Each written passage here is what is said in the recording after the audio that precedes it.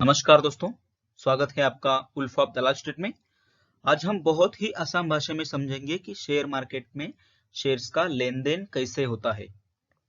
तो मान लीजिए कोई बायर है जिसका शेयर मार्केट में अकाउंट है, तो उसको बोला जाता है अकाउंट होल्डर।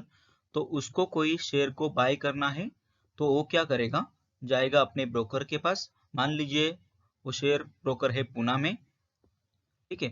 तो शेयर ब्रोकर क्या करेगा, कोई स्टॉक एक्सचेंज में जहाँ पे वो रजिस्टर है वहां पे जाएगा और उनको बताएगा कि मुझे या मेरे क्लाइंट को ये शेयर बाय करना है। तो स्टॉक एक्सचेंज क्या करेगा, अपने साइट पे उसको अपडेट करेगा। अपने जो प्लेटफॉर्म रहेगा जहाँ पे वो स्टॉक का सब डिटेल्स दिखाता है, वहां पे उसको अपडेट करेगा। तो यही चीज रिफ्लेक्ट हो जाएगी वो सब ब्रोकर्स के पास, सभी ब्रोकर्स के पास ये रिफ्लेक्ट हो जाएगा, क्योंकि उसके सर्वर के साथ इनके सर्वर्स सिंक्रोनाइज रहते हैं। तो यही न्यूज मिल जाएगी किसी स्टॉक ब्रोकर को। मान लीजिए वो बैठा है बैंगलोर में, तो बैंगलोर में वो क्या करेगा, ये दिखाएगा सबको या फिर सब अकाउंट होल्डर्स को, जो उसके पास अकाउंट होल्डर्स है, सबको ये चीज दिखाएगा। और उसमें से अगर वो शेयर, मान लीजिए टाटा मोटर्स का शेयर है, तो अगर किसी के पास टाटा मोटर्स का शेयर है तो वो पहले चेक करेगा कि सामने वाला कितने प्राइस में उसको मांग रहा है। अगर उसको प्राइस पसंद आती है तो वो क्या करेगा, उस शेयर को उस जो पूना में बैठा हुआ बायर है, यहाँ पे आप एक मिनट, हाँ ये देखिए यहाँ पे जो बायर है उसको सेल करेगा। तो ये बन जाता है सेलर, जो शेयर को सेल करता है वो बन जाता है सेलर। तो उसके बाद में क्या होगा, एनएससी यानी नेशनल स्टॉक एक्सचेंज क्या करेगा, उससे शेयर लेके बायर के अकाउंट में ट्रांसफर कर देगा। और अभी इसको तो पैसा चाहिए, उसने शेयर तो दे दिया तो इसको भी पैसा चाहिए अपना।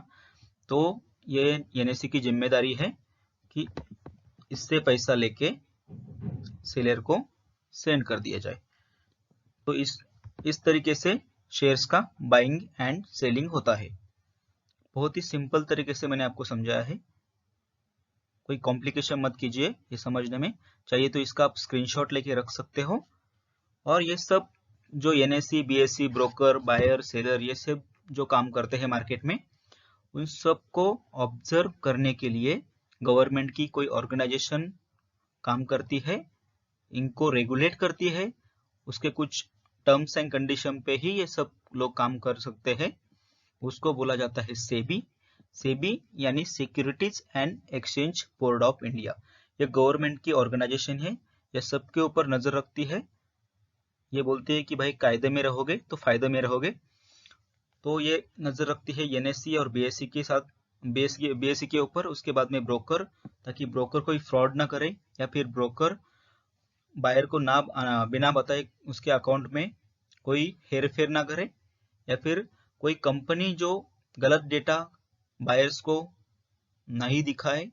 कभी कभी ऐसा भी होता है कि कंपनी फ्रॉड होती है, उसके ऊपर बहुत सारा डेप्ट होता है यानी कर्जा होता है, लेकिन कंपनी गलत इंफॉर्मेशन अपने बैलेंस शीट में दिखाती है। उससे क्या होता है कि बायर का जो लोग उस कंपनी का शेयर बाय करते हैं, उसको बहुत सारा नुकसान होने की संभावना होती है। सो सेबी को अगर ऐसा लगता है कि किसी कंपनी में फ्रॉड चल रहा है, तो वो उसको नेशनल स्टॉक एक्सचेंज है या कोई भी स्टॉक एक्सचेंज में वो कंपनी लिस्टेड है तो वहां से निकाल देगी। या फिर कोई ब्रोकर अगर झोल करता है, कोई ब्रोकर अगर बायर को लूटने की कोशिश करता है, तो उसको भी सेबी डी रजिस्टर करवा सकती है, राइट। तो सेबी इसको सबको रेगुलराइज करती है। किसी कस्टमर को लगता है कि मेरे साथ फ्रॉड हुआ है, किसी बायर को या सेलर को लगता है कि मेरे साथ फ्रॉड हुआ है, वो डायरेक्टली कंप्लेंट कर सकता है सेबी को। तो सेबी उस चीज को चेक करके आपको आपका पैसा वापस दिलवा सकती है। तो इस तरीके से शेयर मार्केट में काम चलता है। तो यही टर्म्स को थोड़ा डिटेल्स में हम लोग जानेंगे कि अकाउंट होल्डर क्या होता है। अकाउंट होल्डर होता है वो आदमी जिसके पास शेयर मार्केट के 3 अकाउंट हो। पहला सेविंग अकाउंट, दूसरा होता है ट्रेडिंग अकाउंट, और तीसरा होता है डीमैट अकाउंट। तो सेविंग अकाउंट तो आपको पता है कि जहाँ पे आपका पैसा रहता है। ट्रेडिंग अकाउंट रहता है कि जहां से आपका ब्रोकर पैसा ले सकता है। मतलब ब्रोकर आपका डायरेक्टली सेविंग अकाउंट से आपका पैसा नहीं ले सकता, तो इसलिए आपको ब्रोकर के पास एक ट्रेडिंग अकाउंट खोलना पड़ता है। तो सेविंग अकाउंट से आप खुद ट्रेडिंग अकाउंट में पैसा ट्रांसफर करो, उतने पे ही ब्रोकर कुछ बाइंग या सेलिंग आपके अकाउंट में कर सकता है। ओके, जैसे कि करंट अकाउंट जैसे आपका रहता है, तो वो ब्रोकर का करंट अकाउंट उसको बोल सकते हैं हम लोग, कि ब्रोकर के पास शेयर को लेने के लिए हम लोगों ने जो पैसा रखा हुआ है वो रखने के लिए जो अकाउंट खोलते हैं उसको बोला जाता है ट्रेडिंग अकाउंट। एंड तीसरा होता है demat account.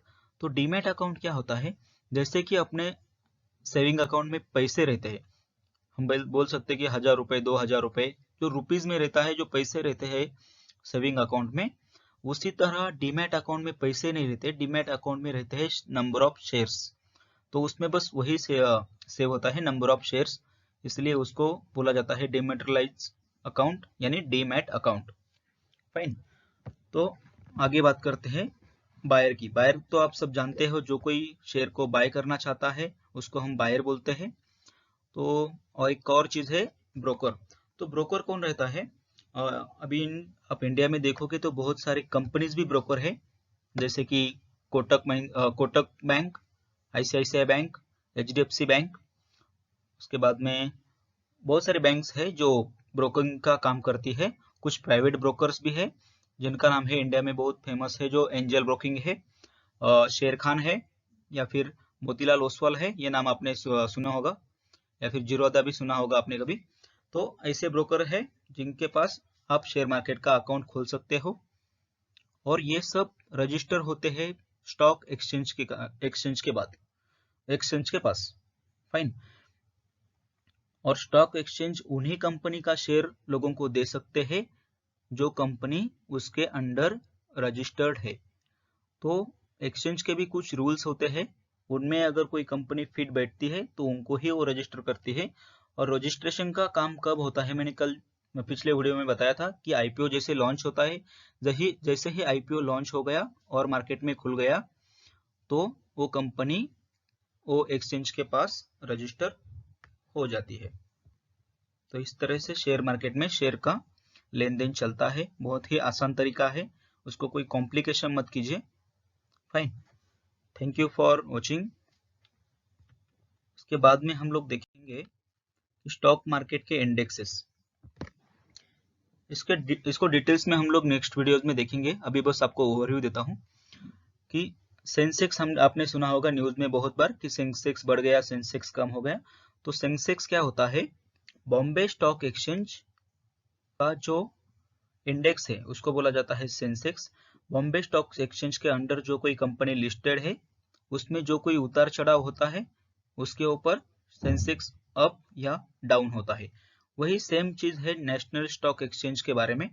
National stock exchange के अंडर जो कोई कंपनीज रजिस्टर है, वो अगर ऊपर नीचे होती है, फ्लक्चुएट होती है, उसका प्राइस ऊपर या नीचे होती है, उसके कंपनीज को लॉस या प्रॉफिट होता है, तो उसकी इंडेक्स यानी निफ्टी फ्लक्चुएट होती है, निफ्टी ऊपर या नीचे जाती है। तो इसके बारे में भी हम डिटेल्स में जानेंगे। तो चैनल में बने रहने के लिए सब्सक्राइब कीजिए अपना चैनल। धन्यवाद।